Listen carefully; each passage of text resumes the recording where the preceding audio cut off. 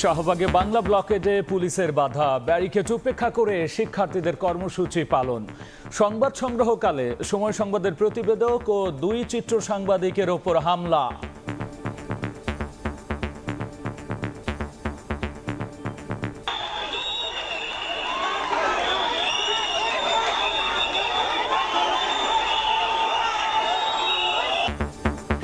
কুমিল্লা, সিলেট সহ দেশের বিভিন্ন স্থানে পুলিশের সঙ্গে ধাওয়া পাল্টা ধাওয়া, টিয়ার শেল নিক্ষেপ, সড়ক মহাসড়কে অবস্থান।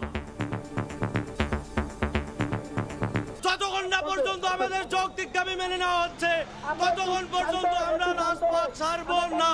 নির্বাহী বিভাগ আমাদের দাবি মেনে নেয়, তারা একটা যৌক্তিক সিদ্ধান্ত আসুক। পুলিশ দিয়ে আন্দোলনটা দাবায় রাখা হচ্ছে, সেটা পারবে না। সরকার চাইলে কোটা পদ্ধতি পরিবর্তন পরিমার্জন করতে পারবে, হাইকোর্টের রায়ের মূল অংশ প্রকাশ। কোটায় পূরণ না হলে নেওয়া যাবে মেধা তালিকা থেকে। দেখছিলেন প্রধান শিরোনাম। সন্ধ্যার সময়ের সঙ্গে আছি আমি গোলাম রাব্বি। এবার অন্যান্য শীর্ষ সংবাদ। রাজধানীর বাসাবাড়িতে জ্বলছে না চুলা, সিএনজি স্টেশনও লম্বা লাইন, এলএনজি টার্মিনাল বন্ধ থাকলে দেখা দেয় সংকট। দুঃখ প্রকাশ করে দায় সারতে চায় পেট্রোবাংলা। চট্টগ্রামে এইচএসসিতে পদার্থবিজ্ঞান প্রথম পত্রের পরিবর্তে দেয়া হলো দ্বিতীয় পত্রের প্রশ্ন। কেন্দ্র সচিব ও কমিটি প্রধানকে অব্যাহতি, জেলা প্রশাসনের তদন্ত কমিটি। রাঘব বোয়ালদের লাপাত্তা হওয়া নিয়ে সমালোচনার মুখে দুদক। দেশ ছাড়ার পর কেন নিষেধাজ্ঞা, সাজাপ্রাপ্তদের মধ্যে নাম নেই রথী মহারথীদের, অভিযোগ মানতে নারাজ সংস্থাটি। এবং কক্সবাজারে আবারও পাহাড় ধসে দুজনের মৃত্যু, কলাতলিতে জলাবদ্ধতা। কুড়িগ্রামে বাড়তে শুরু করেছে নদ নদীর পানি, বিপদসীমা ছুঁই ছুঁই তিস্তা।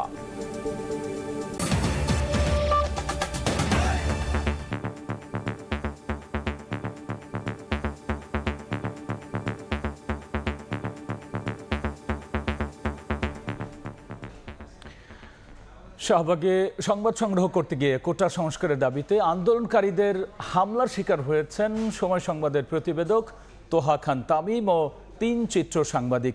বিকেলে কোটা আন্দোলনকারীদের বাংলা ব্লকেডের খবর সংগ্রহে গেলে এই ঘটনা ঘটে। প্রথমে ছবি নিতে বাধা দেয় শিক্ষার্থীরা, এরপর সাংবাদিকদের ওপর চড়াও হয়। জার্সির পেছনে আবির লেখা এক আন্দোলনকারীকে তার হেলমেট ছিনিয়ে নিতে দেখা যায়, পরে সেটি দিয়েই প্রতিবেদককে মারধর করা হয়। এছাড়াও চিত্র সাংবাদিক সুমন সরকার, শামসুল আরিফিন প্রিন্স ও সালাউদ্দিন আল মামুনের ওপরও হামলা চালানো হয়। এ সময় প্রাণ ভয়ে তারা পাশে হাসপাতালের ভেতরে গিয়ে আশ্রয় নেন।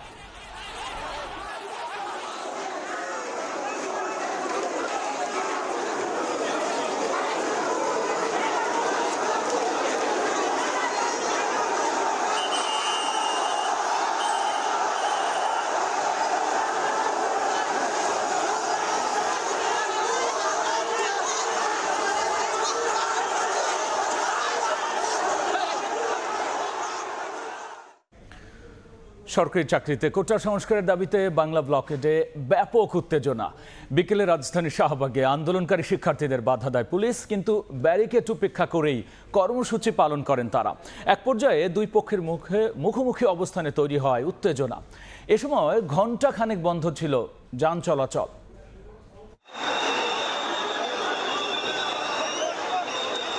বেলা 3:30টার কর্মসূচি। কোটা সংস্কারের দাবিতে মাঠে আন্দোলনরত শিক্ষার্থীরা ক্যাম্পাস থেকে জড়ো হয়ে 4:45টার দিকে শাহবাগ অভিমুখে।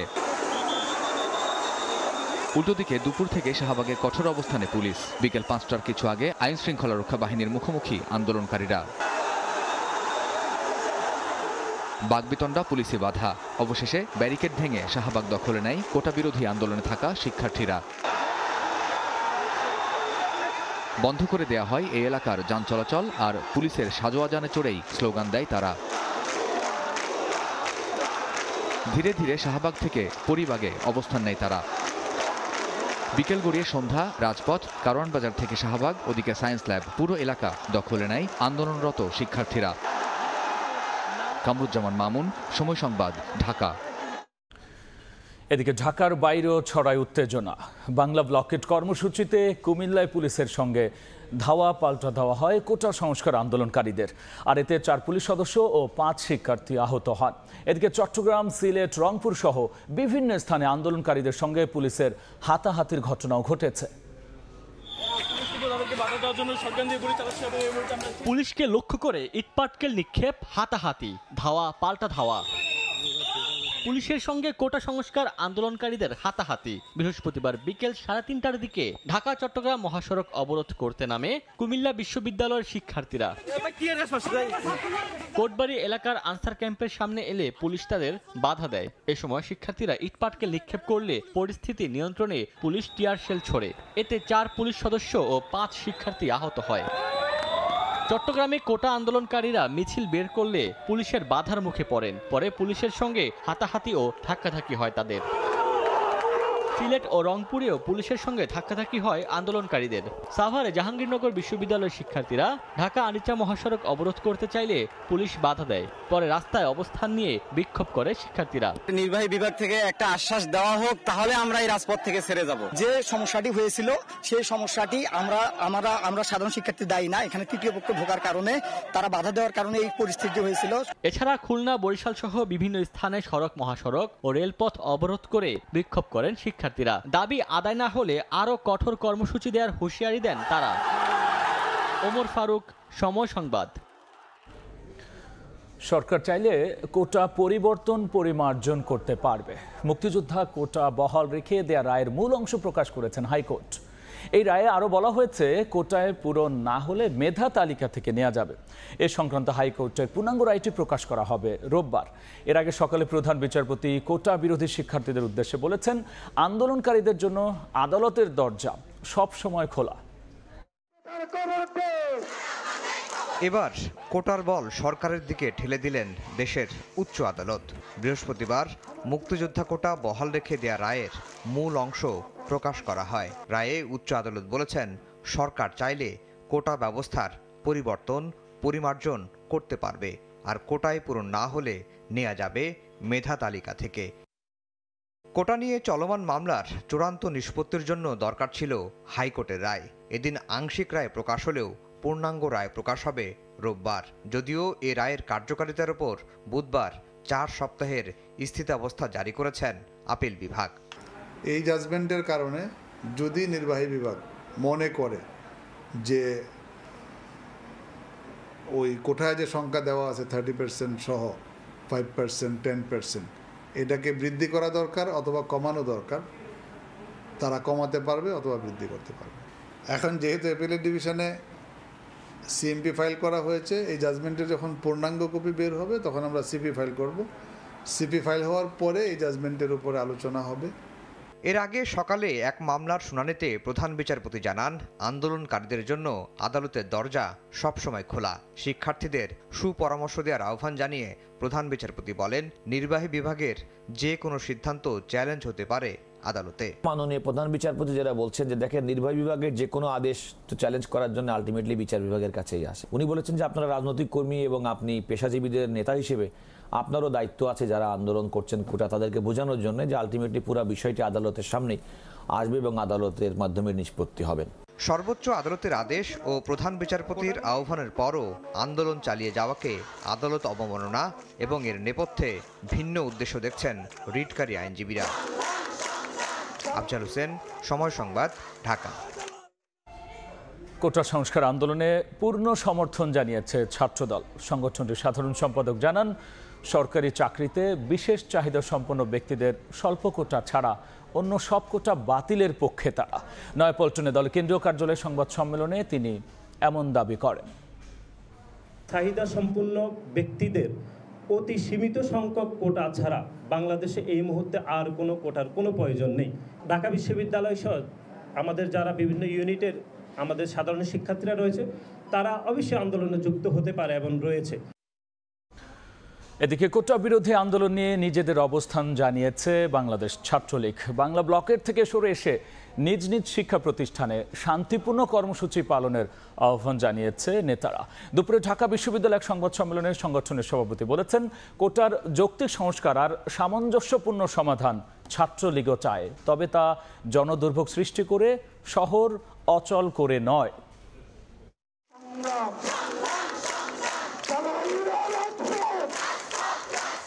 কোটা বিরোধী আন্দোলনে গত কয়েকদিন ধরে উত্তাল বাংলাদেশ। বাংলা ব্লকেডে নাভিশ্বাস দশা, পথে নামা লাখো কোটি মানুষের। চলমান কোটা বিরোধী আন্দোলন নিয়ে নিজেদের অবস্থান ব্যক্ত করল বাংলাদেশ ছাত্রলীগ। বৃহস্পতিবার সকালে ঢাকা বিশ্ববিদ্যালয়ের মধুর ক্যান্টিনে সংগঠনের পক্ষ থেকে আয়োজিত সংবাদ সম্মেলনে ছাত্রলীগ সভাপতি বলেন যে বিষয়টি আইনিভাবে সমাধান হচ্ছে, আশ্বাসও মিলেছে, সেই বিষয়টি নিয়ে আন্দোলনকে টেনে হিঁচড়ে লম্বা করা উচিত নয়। বিদ্যমান সমস্যাটির একটি আইনগত সমাধানের সুস্পষ্ট দরজা উন্মুক্ত থাকা সত্ত্বেও আমরা মনে করি যে ভিন্ন কোনো পন্থা অবলম্বন করা আমাদের তরুণ প্রজন্মের জন্য আশা জাগা নিয়ে নয়। যেটি আইনগত প্রক্রিয়াতেই সমাধানের দিকে যাচ্ছিল সেটিকে প্রশ্নবিদ্ধ করে এমন কোনো কর্মকাণ্ডে কারো যাওয়াকে আমরা সাধুবাদযোগ্য বলে মনে করি না। এটি এমন একটি আন্দোলন যে আন্দোলনের কোনো প্রতিপক্ষ নেই, এমন মন্তব্য করে সাদ্দাম হোসেন বলেন শিক্ষার্থীদের এই আন্দোলন থেকে বিএনপি জামায়াত ফায়দা নেওয়ার চেষ্টা করছে। রাজনৈতিকভাবে যারা সুবিধা গ্রহণ করতে যায়, যারা সুযোগ সন্ধানী রয়েছে, যারা আমাদের জনগণ থেকে বিচ্ছিন্ন রয়েছে, যারা আন্দোলন এবং নির্বাচনের রাজনীতিতে ব্যর্থ হয়েছে, তারা এটিকে তাদের যে একটি শিক্ষার্থীদের একটি ইস্যুভিত্তিক আন্দোলনকে তারা তাদের দুর্নীতিবাদদের যে পুনর্বাসন করতে হবে সেই আন্দোলনে পর্যবেসিত তারা করতে চায়।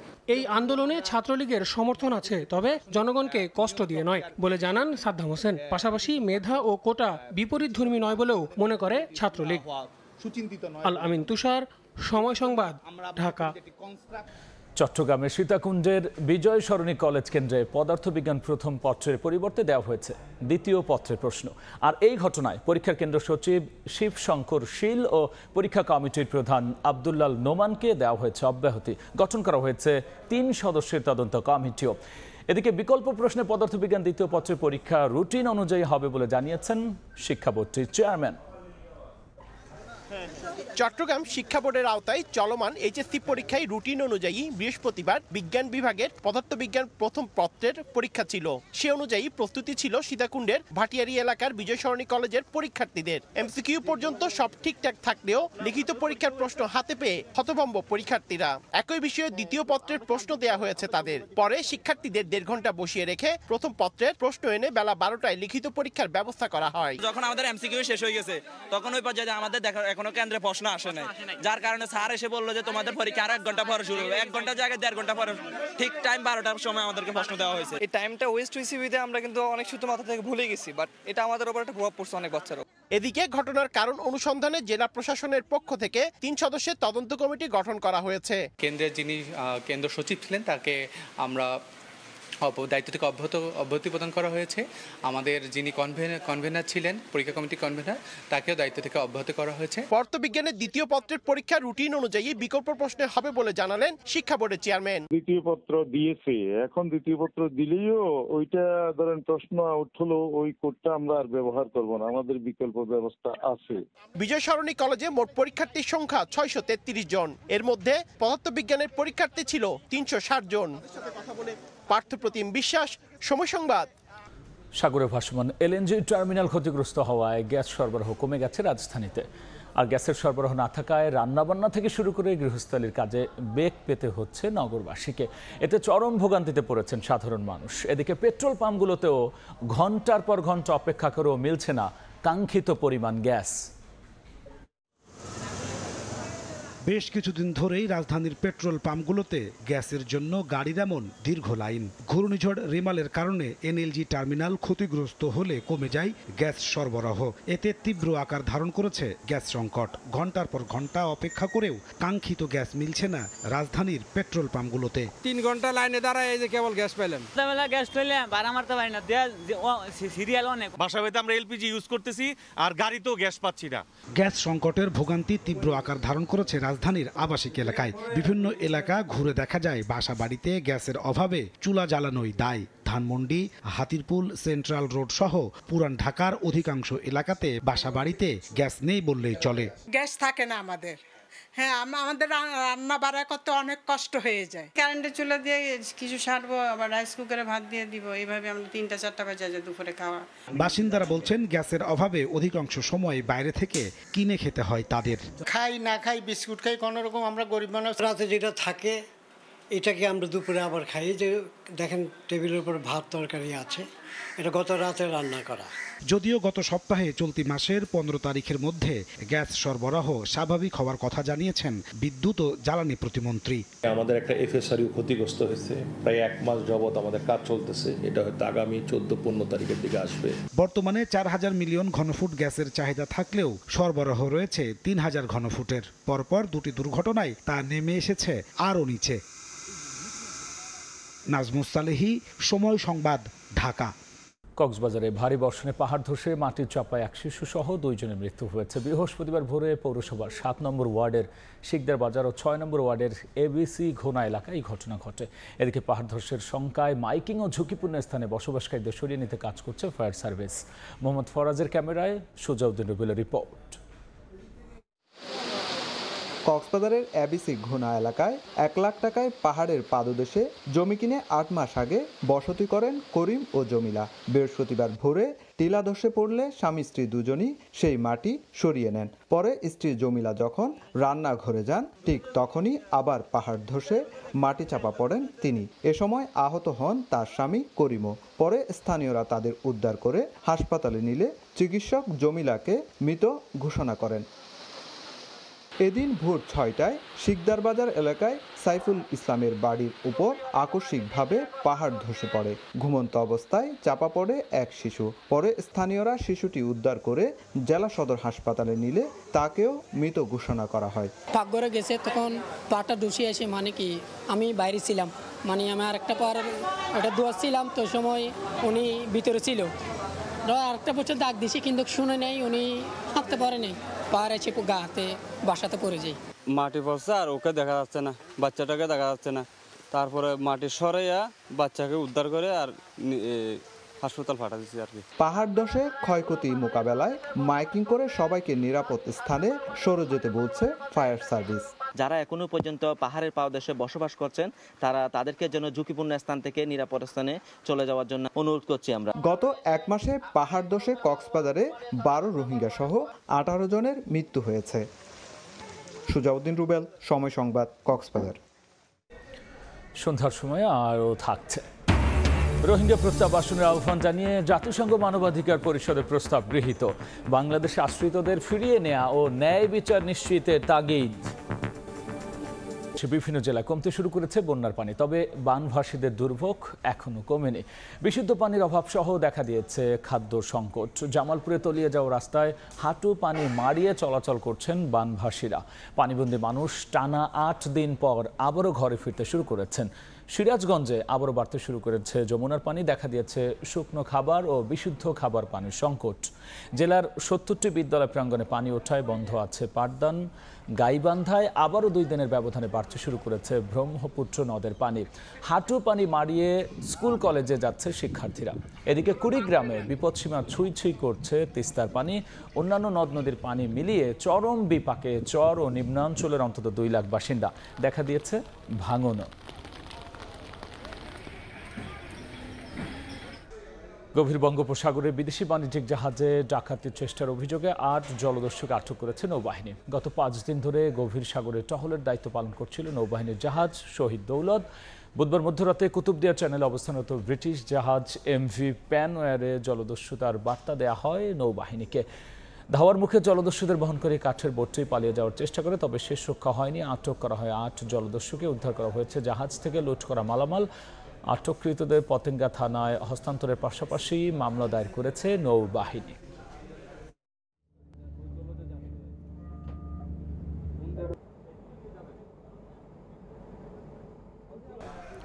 রোহিঙ্গাদের মিয়ানমারে প্রত্যাবাসনের আহ্বান জানিয়ে জাতিসংঘের মানবাধিকার পরিষদে একটি প্রস্তাব গৃহীত হয়েছে। রোহিঙ্গা সংকটের সমাধানের উপর জোর দিতে এই প্রস্তাব গৃহীত হয়। বাংলাদেশে আশ্রয় নেওয়া রোহিঙ্গাদের মিয়ানমারে প্রত্যাবাসন এবং তাদের ন্যায় বিচার নিশ্চিত করতে জাতিসংঘ মানবাধিকার পরিষদের 56তম অধিবেশনে এই প্রস্তাবটি গৃহীত হয়। বাংলাদেশের উদ্যোগে ওআইসির সব সদস্য রাষ্ট্রের পক্ষ থেকে রোহিঙ্গা মুসলিম ও মিয়ানমারের অন্যান্য সংখ্যালঘুদের মানবাধিকার পরিস্থিতির শীর্ষক প্রস্তাবটি পেশ করা হয়। রোহিঙ্গাদের আশ্রয় দেওয়ায় বাংলাদেশ সরকারের ভূয়সী প্রশংসা করা হয় এই প্রস্তাবে।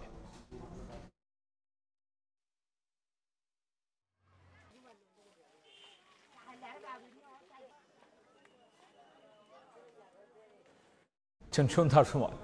এবার খেলার খবর। নারী এশিয়া কাপের সেমিফাইনালকে প্রাথমিক লক্ষ্য করেছে বাংলাদেশ। সাম্প্রতিক সময়ে ব্যাটারদের নিয়ে দুশ্চিন্তা থাকলেও প্রিমিয়ার লিগের ফর্ম আশা দেখাচ্ছে টিম ম্যানেজমেন্টকে, এমনটাই জানিয়েছেন নারী দলের হেড কোচ হাসান তিলকরত্নে। অন্যদিকে আত্মবিশ্বাসের টইটুম্বুর টাইগার্স পেসার মারুফা আক্তার। দলের পেস ইউনিটকে নিয়ে বড় স্বপ্ন তার। আমরা যে এশিয়া কাপের আগে একটা ক্যাম্প করতেছি, অনেক ভালো একটা ক্যাম্প করতেছি, তো এশিয়া কাপে ইনশাল্লাহ ভালো কিছু একটা রেজাল্ট আসবে ইনশাল্লাহ। আমি আমার 100% দিব, বাকিটা আল্লাহ ভরসা।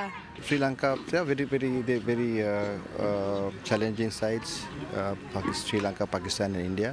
But again, that there are certain things that we can't control. We can control our own performance.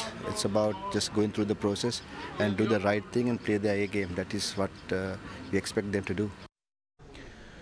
এ পর্যায়ে শীর্ষ সংবাদ জানিয়ে দিচ্ছে আরও একবার।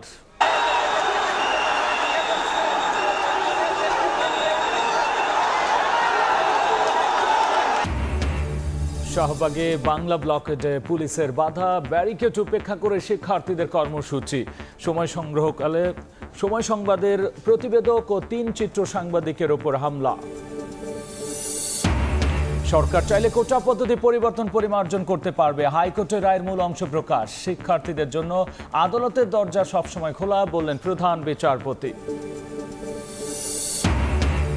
এবং রাজধানীর বাসাবাড়িতে জ্বলছে না চুলা, সিএনজি স্টেশনও লম্বা লাইন। এলএনজি টার্মিনাল বন্ধ থাকলে দেখা দেয় সংকট, দুঃখ প্রকাশ করে দায় সারতে চায় পেট্রো বাংলা।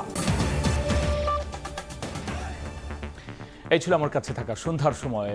এরপর জনপদের সময় নিয়ে যুক্ত হবেন সহকর্মী মার্জিয়া শ্রেয়া। ধন্যবাদ রাব্বি। জনপদের সময় নিয়ে ফিরছি কিছুক্ষণ পর, সঙ্গেই থাকুন সময়ের।